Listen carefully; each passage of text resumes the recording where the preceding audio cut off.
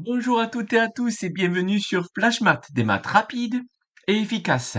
Alors aujourd'hui, nous allons nous intéresser à la réciproque et la contraposée du théorème de Pythagore. On va essayer de voir euh, quand c'est utile, comment on rédige, comment savoir s'il faut utiliser cette réciproque ou cette contraposée du théorème de Pythagore et la différence avec le théorème lui-même. Alors déjà, le théorème de Pythagore, c'est pour trouver une longueur dans un trait rectangle. Alors que la réciproque et la contraposée du théorème de Pythagore, c'est pas du tout pour trouver une longueur. Donc déjà, si vous avez une question avec calculer une longueur, trouver cette longueur, déterminer cette longueur, c'est pas ça c'est obligatoire. Enfin, c'est en lien avec le théorème, mais c'est pas du ça peut être en lien avec le théorème de Pythagore, pardon, mais c'est pas du tout la réciproque ou la contraposée du théorème de Pythagore. La réciproque ou la contraposée du théorème de Pythagore permet de savoir si le triangle il est rectangle ou non. Donc c'est-à-dire j'ai un triangle, je voudrais savoir s'il est rectangle ou non. C'est là où je vais potentiellement utiliser la réciproque ou la contraposée du théorème de Pythagore. Alors je dis bien potentiellement parce qu'il nous faut une condition à part le fait qu'on ait un triangle, il nous faut les trois longueurs du triangle. Si je ne connais pas les trois longueurs du triangle, je ne vais pas pouvoir utiliser cette réciproque du théorème de Pythagore, ou cette contraposée. Donc là, on est sûr que dans cet exercice, on a les trois longueurs. Là, dans cet exercice-là, aussi, on a les trois longueurs. Donc là, il n'y a pas de problème, il n'y a pas d'erreur. Là-dessus, on va soit utiliser la réciproque, soit utiliser la contraposée du théorème de Pythagore. Maintenant, qu'est-ce qu'on utilise? Est-ce qu'on utilise la réciproque ou est-ce qu'on utilise la contraposée? Alors ça va dépendre des calculs que l'on va faire en amont. C'est-à-dire que si l'égalité de Pythagore est vérifiée, alors on va utiliser la réciproque. Si l'égalité de Pythagore n'est pas vérifiée, alors on va utiliser la contraposée du théorème de Pythagore. Donc en fait, ça va être des calculs qu'on va faire en premier. Donc pour refaire l'égalité, je rappelle que l'égalité de Pythagore dit l'hypoténuse au carré est égale à la somme des carrés des deux autres côtés. Nous, on ne sait pas si c'est une hypoténuse ou pas, mais on sait que dans un triangle rectangle, l'hypoténuse c'est le côté le plus long. Donc ça veut dire que dans un triangle où on ne sait pas s'il est rectangle, notre potentielle hypoténuse, en tout cas notre côté qui deviendrait l'hypoténuse si on a un triangle rectangle, ça serait le côté le plus long. Donc, dans un premier temps, je vais calculer le carré du plus long côté. Donc, c'est-à-dire, dans mon cas, ST. Et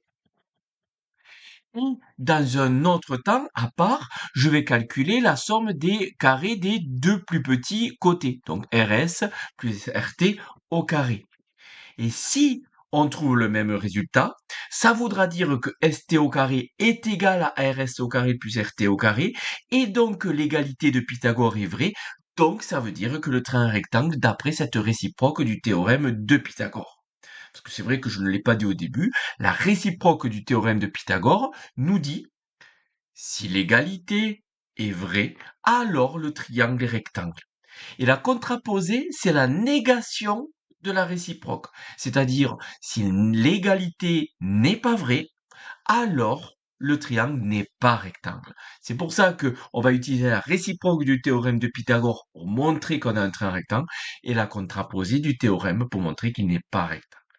Donc, si je calcule ST, ça fait ST au carré, ça fait 29 au carré. 29 au carré, ça nous fait 841.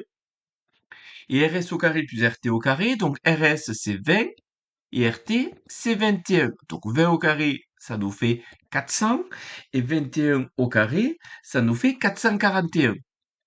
Ce qui fait un tout 841. Et là, on voit bien ici qu'on a le même résultat.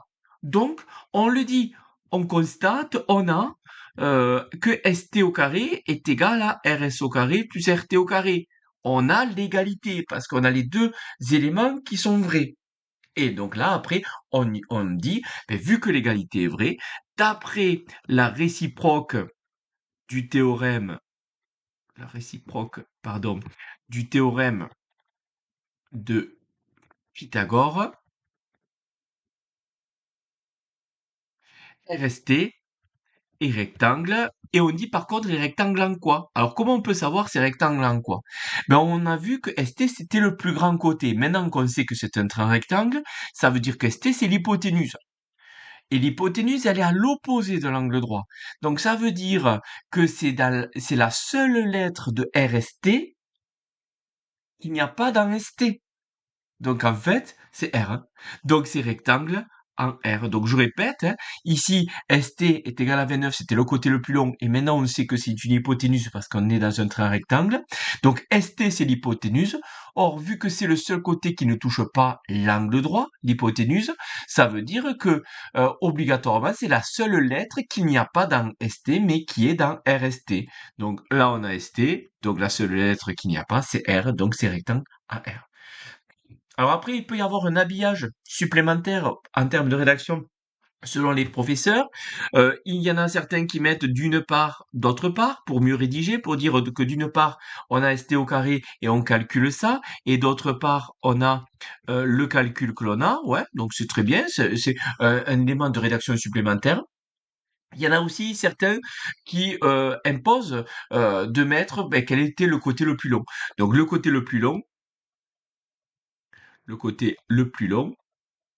et ST. Alors là, ça va dépendre des professeurs. Maintenant, rigoureusement, est-ce que si on met pas le côté le plus long et ST, est-ce que c'est faux? Non. Mais on vous pousse ça, et je comprends les professeurs qui vous poussent sur ça, pour que déjà vous repériez le côté le plus long, pour pas que vous vous trompiez dans quel côté on va, enfin, quelle longueur de côté on va élever au carré tout seul, et quelle somme des carrés des deux autres côtés, longueur de côté, on va faire. Voilà, c'est vraiment pour isoler ça.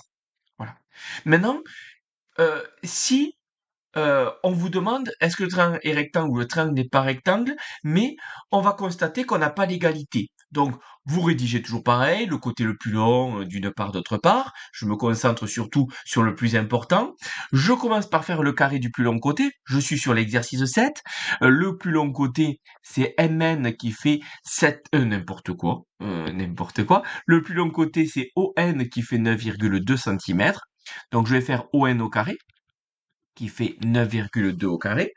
Je l'effectue. On tombe sur 84,64 et je fais la somme des carrés des deux autres. Donc MO au carré plus MN au carré. Donc MO ça fait 4,8, MN ça fait 7,2. Donc on effectue. Donc 4,8 au carré, ça nous fait 23,04 et 7,2 au carré, ça nous fait 51,84. Donc là, ça nous fait en tout 74,88. Est-ce qu'on a le même résultat? Pas du tout. Donc là, on va le marquer qu'on n'a pas le même résultat. Là, cette fois-ci, on a ON au carré qui est différent. Donc égal barré de MO au carré plus MN au carré. Or, la réciproque nous dit, si on a l'égalité, alors le train rectangle. Et la contraposée nous dit, si on n'a pas l'égalité, alors le triangle n'est pas rectangle. Tout pourquoi on va pas mettre d'après la réciproque, mais plutôt d'après la contraposée du théorème de Pythagore. Théorème de Pythagore, le triangle n'est pas rectangle. Donc, MON n'est pas rectangle. Et surtout, ne me dites pas, MON n'est pas rectangle en M, par exemple. Parce que si vous dites MON n'est pas rectangle à M, ça sous-entend qu'il peut l'être en O ou en N. Là, de dire juste MON n'est pas rectangle, il n'est pas rectangle tout court. Il n'est pas rectangle ni en M, ni en O, ni en N. Il n'est pas rectangle tout court. Voilà. Bon, j'espère que c'est clair pour tout le monde. N'hésitez pas à me le dire, n'hésitez pas à me mettre un message, positif ou négatif. N'hésitez pas à mettre un j'aime, n'hésitez pas à vous abonner à ma chaîne. Allez, je vous laisse passer une bonne journée et en avant les maths!